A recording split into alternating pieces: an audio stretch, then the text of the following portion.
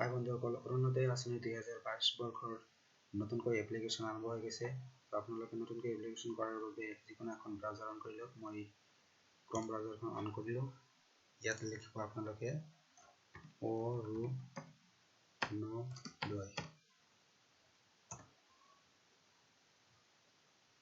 তাৰপিছত আপোনালোকে যিটো ফাৰ্ষ্ট লাইন চাব অৰুণোদয় লিংক ক্লিক কৰক।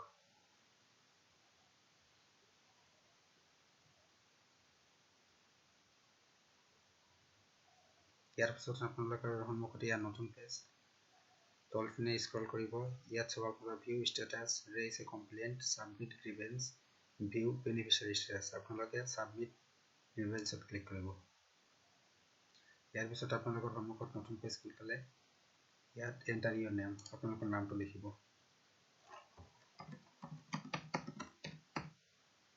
ইয়াৰ পিছত আপোনালোকৰ ডিষ্ট্ৰিক্ট চিলেক্ট কৰিব।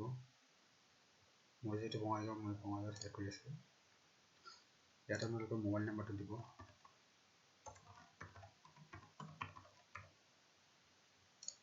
ইয়াৰ পিছত আপোনালোকৰ ইমেইলটো দিব। ইমেইলটো দিলেও হয়, নিদিলেও হয়। ইয়াত আপোনালোকে এড্ৰেছটো লিখিব।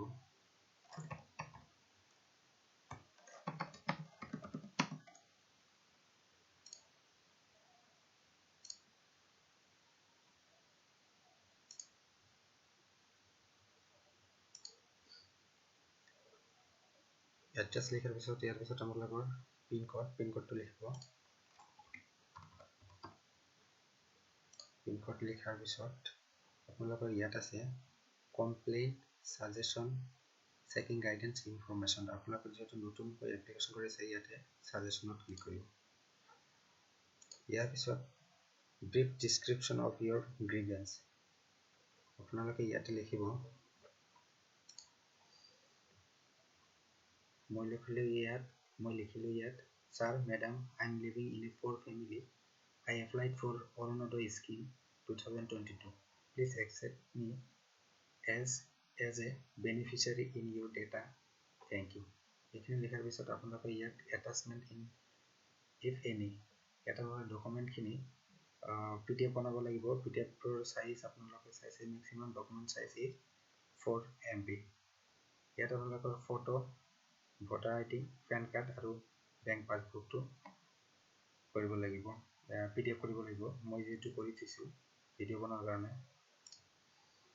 PDFটো আপলোড দিয়াৰ পিছত আপোনালোকে ইয়াত ছাবমিট ইয়ৰ গ্ৰিভেন্স এপ্লিকেশ্যন ইয়াত ক্লিক কৰিব।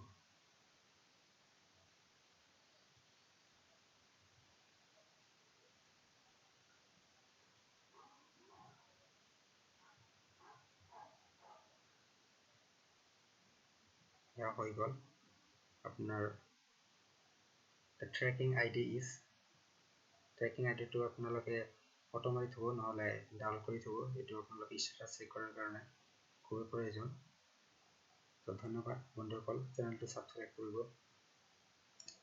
আৰু ইয়াৰ লগতে বন্ধুসকল আৰু এটা কথা কৈ দিওঁ, আপোনালোকে গ'টো হোম যাব।